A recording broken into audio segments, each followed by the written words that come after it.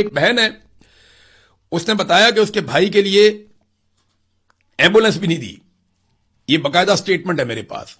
वो बहन बता रही है कि मेरे भाई के लिए एम्बुलेंस भी नहीं दी और हम एम्बुलेंस मांग रहे थे, सरकार ने हमें एम्बुलेंस भी नहीं दी और मना कर दिया। यानी अगर तुम हमें लाशें नहीं दोगे तस्वीरें बनाने के लिए, वीडियोस बनाने के लिए, तो हम तुम्हारी लाशों के लिए एम्बुलेंस भी नहीं देंगे। और उस बहन ने जो बात की वो बड़ी तकलीफ दे है, बहुत ज्यादा तकलीफ दे है।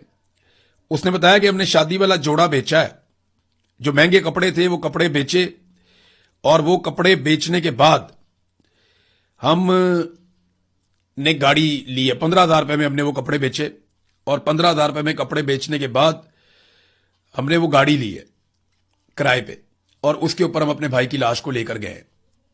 ये शोहदा के साथ किया जा रहा है। ये तौहीन नहीं है शोहदा की। इस पे ताहिर अशरफी एक लफ्ज ही बोलेगा। ये सिर्फ फजलुर रहमान से अपना स्कोर सेटल कर रहे हैं और कोई मसला नहीं है।